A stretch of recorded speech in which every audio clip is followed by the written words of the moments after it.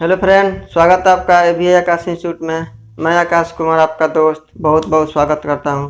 जैसा कि आपको पता है कि ग्रुप डी और SSC प्रैक्टिस सेट चलाया जा रहा है GD का, और NTPC CBT 2 के लिए भी प्रैक्टिस सेट यहाँ आप कर सकते हैं आकर।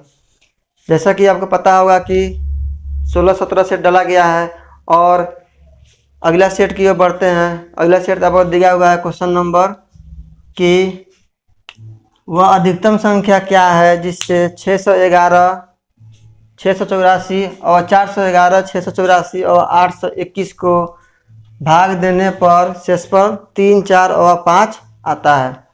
जब भी आपका 3 शेषफल यहाँ पर दिया जाए और 3 नंबर भी दिया जाए तो हम जानते हैं कि वह अधिकतम संख्या क्या होता है, इसका HCF निकालना होता है। इसका इंग्लिश में बात करें तो हायर कॉमन फैक्टर होता है, अर्थात हिंदी में अधिकतम संख्या ज्ञात करना होता है। 411 हो गया, 684 हो गया और 821 हो गया। जब भी शेषफल दिया जाए तो पहले आप शेषफल को क्या करें, घटा दें। क्यों घटाया जाता है? क्योंकि जो बाद में जो इसका जो नंबर आता है इसी का कोफैक्टर आता है जो हमारा HCF कहलाता है। जब ये घटाएंगे तो ये 408 आ जाएगा, ये घटाएंगे तो 680 आ जाएगा और ये घटाएंगे तो 816 आ जाएगा। ठीक है, यहाँ तक कोई इशू नहीं होना चाहिए। अब क्या करते हैं, ये दोनों का जब भी आप जानते हैं कि HCF निकालना कब आसान होता है, 2 या 3 नंबर दिया जाए कंटिन्यू में अगर, तो वो दोनों का डिफरेंस आसानी से लेकर आप HCF निकाल सकते हैं।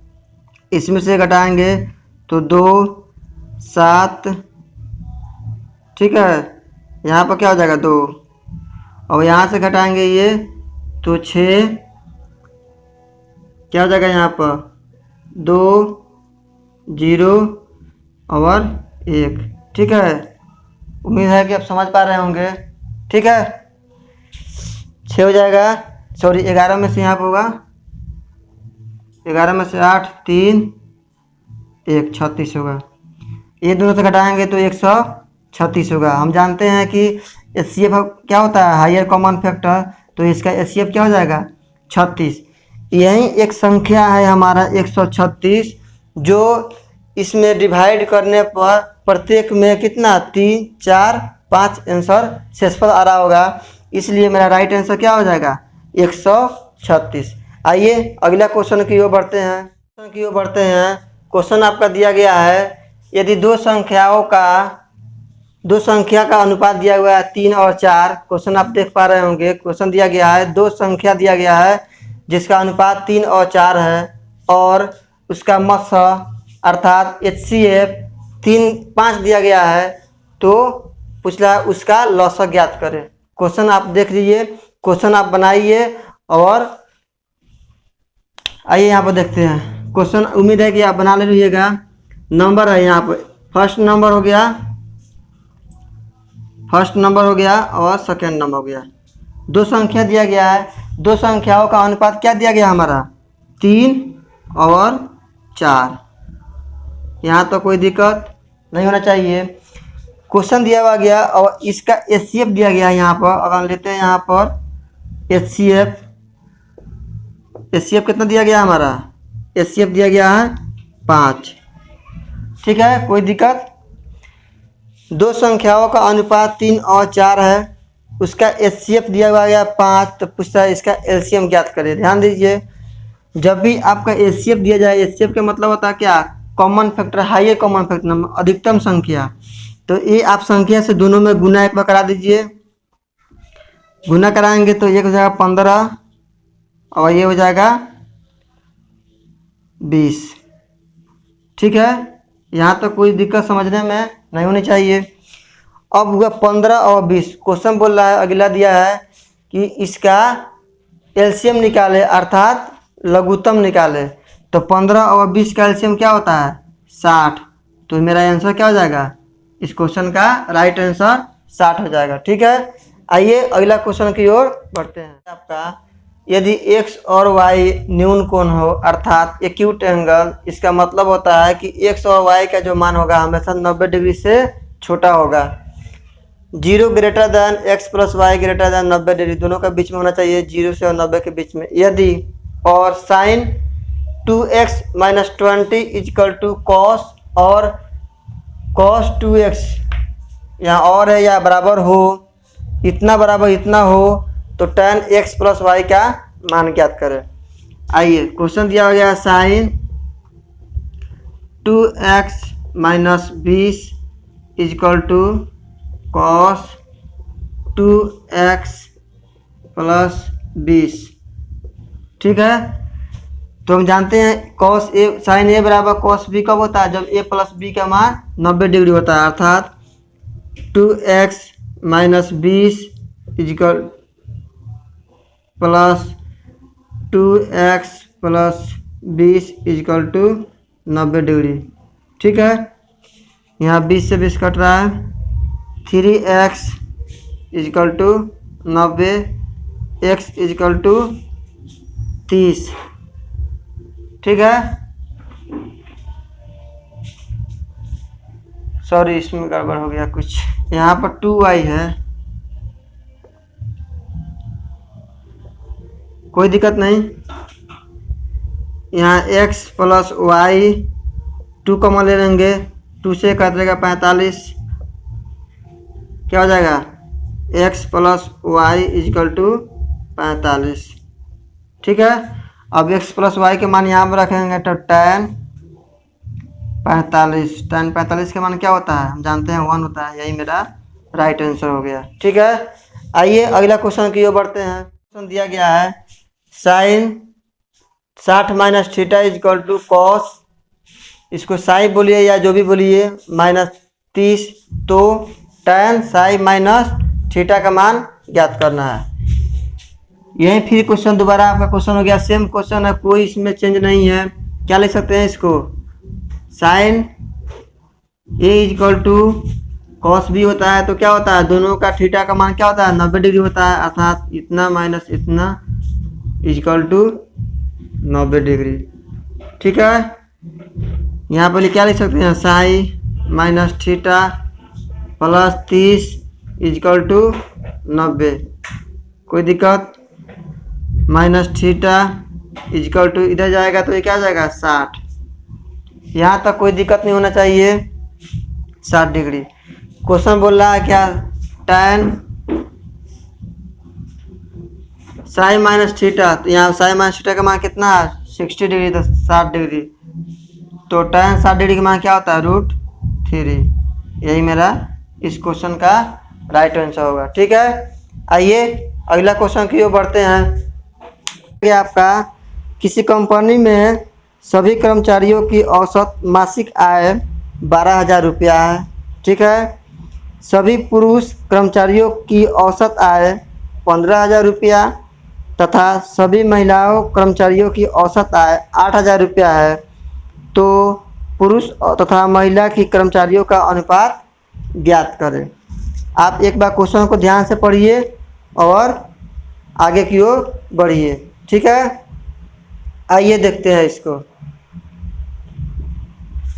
क्वेश्चन आपका दिया गया है कि जब भी बताया था क्वेश्चन में आपका, जब भी क्वेश्चन अगर ये इस तरह से आए कि कर्मचारियों का कुल दिया गया है 12,000 दिया गया है, और उसमें पुरुषों का दिया गया है 15,000 और महिलाओं का दिया गया है 8,000, तो आपको बताया था क्वेश्चन में जब भी इस तरह से आए तो आप एलिगेशन से बनाइए। एलिगेशन बहुत आसान विधि होता है, और ऐसा एलिगेशन जो है इतना आसान आपको क्वेश्चन करता है कि आपको टाइम बहुत ही बचाता है। आइए इस क्वेश्चन को देखते हैं।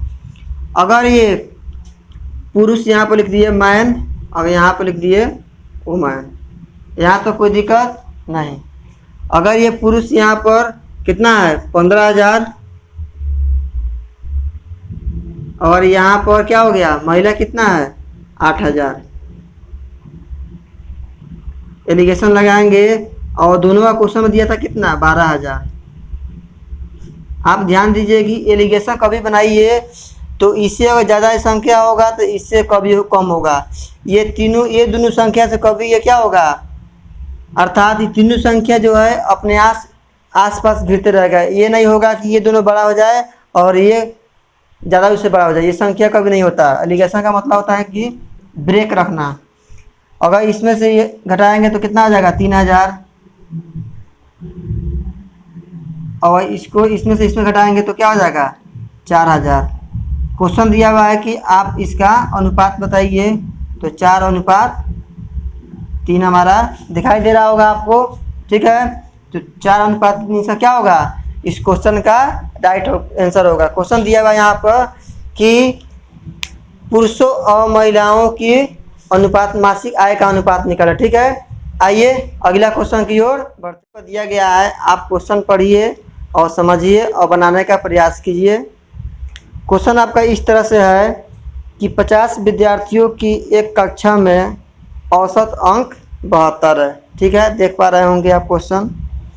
उस विषय में लड़के और लड़कियों की औसत अंक क्रमशः 70 और 75 है, तो लड़के की संख्या ज्ञात करें, ठीक है। आइए क्वेश्चन दिया गया है आपका कि 50 विद्यार्थियों में का औसत दिया गया है कितना, 72, ठीक है। और उस विषय में लड़के और लड़कियों का औसत दिया गया है 75 और क्या दिया गया है 70 और 75। तो बताया था कभी क्वेश्चन में अगर आए इस तरह से तो आप एलिगेशन लगाइए, क्वेश्चन बनाइए। कितना दिया गया है, ये दिया है 75 और ये 70, और दोनों का कितना दिया गया है 72। कितना आसान क्वेश्चन है, ठीक है। दोनों का संख्या निकालना है। ध्यान रखिए कि 50 विद्यार्थियों का औसत प्राप्तांक आप क्वेश्चन में देखिए कितना दिया गया है, 72 दिया गया, ठीक है। बताया था एलिगेशन क्या होता है, इससे अगर छोटा होगा तो इससे ये, इससे अगर ये छोटा होगा इससे छोटा ये हो गया, और इससे ये बड़ा, दोनों में से कोई एक बड़ा होना चाहिए इससे। बात समझ आ रहा है। आइए इससे घटाएंगे 2 और इससे 3। यहाँ तक समझने में कोई परेशानी। संख्या का अनुपात आ गया 2 और 3, लेकिन क्वेश्चन क्या दिया हुआ यहाँ पर कि 50 विद्यार्थियों के औसत ये दिया था, तो दो मिला कितना यूनिट, 5 यूनिट। किस यूनिट करेगा 50, तो 1 बराबर 10, ठीक है। तो आप इसका निकालिए, तो 10 दूनी 20 और 3 यूनिट निकालिए तो क्या आ जाएगा 30, ठीक है। यही है ना। आइए अगला क्वेश्चन की ओर बढ़ते हैं। ये आपका संख्या हुआ 30 और 20, ठीक है। आइए अगला क्वेश्चन की ओर। क्वेश्चन पढ़िए एक बार। 4 विद्यार्थियों की औसत आयु या 4 भाइयों की औसत आयु 12 वर्ष दिया गया है, ठीक है। यदि उनकी माँ की आयु को भी सम्मिलित कर लिया जाए, ध्यान से क्वेश्चन पढ़िए, तो औसत में 5 वर्ष से क्या होती है, वृद्धि होती है। तो माँ की उम्र ज्ञात करें, ठीक है। आइए क्वेश्चन दिया गया आपका कि 4 भाइयों के औसत आयु 12 है, तो 4 भाई यहाँ पर हो गया, 4 भाइयों की औसत आयु। जिस तरह क्वेश्चन का है उस तरह आप बनाइए, बिल्कुल आसान रहेगा। आपको बताया कि एवरेज में आप एलिगेशन लगा सकते हैं, लेकिन एलिगेशन से भी आसान कोई क्वेश्चन बनने वाला होगा तो ज़रूर उसको बनाइए। ये नहीं कीजिए सभी में एलिगेशन लगा दीजिए, नहीं। आप इस क्वेश्चन को देखिए, एक से मान के बनाए तुरंत बन जाएगा, ठीक है। क्वेश्चन दिया गया है 4 भाइयों की औसत आयु 12 वर्ष है, ठीक है। अगर उनकी माँ की भी आयु इसमें क्या किया जाए, सम्मिलित कर लिया है, तो मान लेंगे उनकी माँ की आयु X है, कोई दिक्कत नहीं। तो क्या होता है, इसमें माँ की आयु जब भी उसको सम्मिलित किया जाता है तो औसत में जो क्या होता है 5 वर्ष की वृद्धि हो जाती है। तो जब भी तो 5 वर्ष की वृद्धि हो जाता था, पहले 12 औसत था, अब क्या हो जाएगा 17। आप क्वेश्चन ध्यान से पढ़िए एक बार, क्वेश्चन दिया गया है आपके ऊपर। और 17 वृद्धि होती है कब, जब 4 होता है तो 12 और 1 वृद्धि हो गया अर्थात 5 का, तो 5 का, ठीक है। तो यहाँ हो जाएगा 48 प्लस x इजिकल टू 85, तो x इजिकल टू 85 माइनस 48 48, ठीक है। x इजिकल टू 37 वर्ष। क्वेश्चन पूछ रखी है कि उसकी माँ की आयु कितनी है, तो उसकी माँ जो आई थी उसको सम्मिलित किया गया था, उसका उम्र कितना है, 37 वर्ष उसका उम्र है। ठीक है, आइए अगला क्वेश्चन की ओर बढ़ते हैं। किसी परीक्षा में आप क्वेश्चन एक बार पढ़िए और बनाइए। ठीक है, क्वेश्चन एक बार फिर से रिपीट करता हूँ। किसी परीक्षा में 120 विद्यार्थी के प्राप्तांक का औसत कितना दिया है, 35। यदि यदि उत्तीर्ण छात्रों की औसत 39 तथा अनुत्तीर्ण छात्रों का औसत 15 है, तो उत्तीर्ण छात्रों का औसत ज्ञात करें। आइए आप क्वेश्चन पढ़ लीजिएगा, आइए बनाते हैं इसको।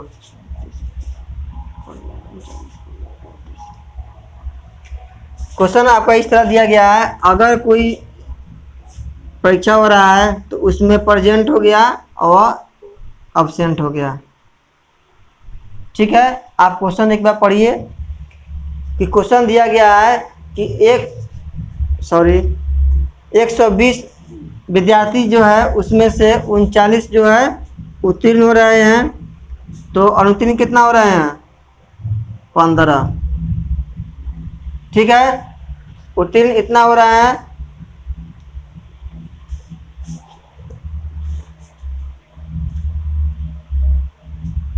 और इसमें प्रेजेंट हो रहे हैं 39 और अब्सेंट हो रहे हैं 15। दोनों मिलाकर दोनों का औसत जो दिया गया है उसमें कितना अब्सेंट हो रहे हैं, 35। ठीक है, तो 120 विद्यार्थियों का जो ये कितना आएगा, नंबर में डिवाइड होगा, तो इसमें से घटाएंगे तो 20 और इसमें से घटाएंगे तो 4 से कटेगा 5, अर्थात 5:1। ठीक है, क्वेश्चन दिया गया है आपका जो 120 विद्यार्थियों का दिया गया था औसत कितना, 35, तो 6 यूनिट किसको रिप्रेजेंट करेगा, 120 विद्यार्थी का, तो 1 यूनिट बराबर 6 दूना 12, 20। ठीक है, तो 5 को कितना रिप्रेजेंट करेगा, 100, और 1 को तो 20 तो है। क्वेश्चन दिया हुआ आपका, क्वेश्चन पढ़िए। क्वेश्चन दिया गया है कि जितना भी विद्यार्थी प्रेजेंट है, उपस्थित विद्यार्थी उत्तीर्ण जो पास हुए हैं, उसको बताएं कि कितना नंबर है, कितनी संख्या है, तो 100 है। ठीक है, आइए अगला क्वेश्चन की ओर बढ़ते हैं। आपका किसी मूल राशि पर या धनराशि पर 10% वार्षिक चक्रवृद्धि ब्याज की दर से, यहाँ सिंपल फॉर्म लिखा गया है CI अर्थात कंपाउंड इंटरेस्ट, चक्रवृद्धि ब्याज की दर पर दूसरे वर्ष 132 रुपया बना, तो मूल राशि ज्ञात करें। आइए देखते हैं इसको। आर कितना दिया गया, 10%, अर्थात 1/10। जब भी समय आपको 2 वर्ष के लिए निकालना हो तो 2 वर्ष माने, जिसमें दूसरा वर्ष क्वेश्चन दिया गया कि 2 वर्ष के लिए, क्वेश्चन दिया गया है दूसरा वर्ष का चक्रवृद्धि ब्याज, अर्थात दूसरा वर्ष निकालने के लिए हम लोग 2 वर्ष का निकालेंगे, तभी पता चलेगा कि दूसरा वर्ष में क्या है। तो जब भी टाइम निकालना होता है तो टाइम के जो 2 वर्ष 3 वर्ष होता है उसका यहाँ पर स्क्वायर करके निकाल जाता है, अर्थात अगर यहाँ पर 100 निकालेंगे और इसको प्रिंसिपल मान लेंगे हमेशा। बात मेरी समझ में आ रही होगी। कहने का मतलब जो भी टाइम यहाँ पर दिया होगा आपका क्वेश्चन में, इसको स्क्वायर मानेंगे। यहाँ पर 2 दिया है 2 मानेंगे, 3 दिया है यहाँ पर 3 मानेंगे, 10 के पावर 4, 3 मानेंगे 3 दिया है 10 के पावर 3 1000 होगा। 2 दिया है तो 2 मानेंगे, अर्थात 10 के पावर 2 मतलब 100 होता है। इसका 10% निकालेंगे तो ये पहला वर्ष हो गया और ये दूसरा वर्ष हो गया। इसका दूसरा वर्ष निकालेंगे, पहला वर्ष निकालेंगे 10, दूसरा वर्ष निकालेंगे 10। अब इस पर जो हमारा ब्याज लगेगा इस पर 10%, तो वो भी 1 लगेगा। अब ये हो गया दूसरा वर्ष का और ये हो गया पहला वर्ष। क्वेश्चन में दिया था हमारा कि दूसरा वर्ष, क्वेश्चन आप देख पा रहे होंगे कि दूसरा वर्ष जो है 132 रुपया बना, ब्याज बना, चक्रवृद्धि ब्याज की दर से बना, इतना रुपये बना ब्याज, तो 11 यूनिट रिप्रेजेंट करेगा 132 को तो 1 यूनिट इक्वल टू 12 रुपया। ठीक है, तो 1 यूनिट बराबर 12, तो हमको निकालना है प्रिंसिपल कितनी मूल राशि है, तो P बराबर 100 गुना 12 अर्थात 1200। ठीक है, यही मेरा राइट आंसर होगा। आइए अगला क्वेश्चन की ओर बढ़ते हैं। किसी धनराशि पर 5% वार्षिक ब्याज की दर से 2 वर्ष में साधारण चक्रवृद्धि ब्याज और साधारण ब्याज का अंतर 21 है। यहाँ समझ पा रहे होंगे ये कंपाउंड इंटरेस्ट अर्थात चक्रवृद्धि ब्याज, यह सिंपल इंटरेस्ट अर्थात साधारण ब्याज का अंतर कितना है 41। तो मूलधन ज्ञात करें। फार्मूला आपको बताए थे, आसान फार्मूला होता है 2 वर्ष के लिए, ये होता है formula R²/10,000 equal to D/P। ये जो डी होता है क्या होता है, डिफरेंस, CI माइनस SI का डिफरेंस होता है। ठीक है, मान पुट कीजिए, आंसर मंगाइए 25 इक्वल टू डी का मान कितना दिया है 41/P का मान निकालना है। 25 से कटेगा 100, P का मान क्या हो जाएगा 4 से गुना होगा 4, 4 से का 16, 2 को 0। ठीक है, ये मेरा राइट आंसर होगा। ठीक है, आइए अगला क्वेश्चन की ओर बढ़ते हैं। का A, B और C किसी काम को 440 रुपये में बनाने का ठेका लेता है। A और B को मिलकर 9/11 काम करना है या 9/11 भाग काम करना है, जो भी कहिए। तो C का शेयर क्या होना चाहिए, आइए देखते हैं। A और B और C तीनों मिलकर 440 रुपये में क्या लिया, ठेका लिया काम करने का। लेकिन A जो है A प्लस B जो है 9/11 भाग काम करना है। तो 9/11 का मतलब 9 भाग ये करेगा, तो C कितना काम करेगा 2 काम करना चाहिए। अरे बोल दो, क्योंकि टोटल काम कितना है 11, जिसमें से A प्लस B जो है 9 काम कर रहा है, 9 भाग काम कर रहा है, तो C का जो बचा हुआ काम वो करेगा। तो 11 टोटल काम है, तो A और B और C का काम कितना है 11 यूनिट बराबर 440, तो 1 यूनिट बराबर 40। ठीक है, तो C का काम क्या होगा 80, बोल दो। ठीक है, C का शेयर जो है 80 रुपया इसमें होना चाहिए। आइए आज के लिए बस इतना ही रखते हैं, क्योंकि कुछ समस्या है, अभी थोड़ा बगल में बड़ा आ रही है, कुछ समस्या है। आज के लिए इतना ही, फिर कल से कंटिन्यू इसको 1 घंटा के लिए करेंगे 20 क्वेश्चन के लिए। आज के लिए माफ़ी चाहते हैं, चलिए धन्यवाद।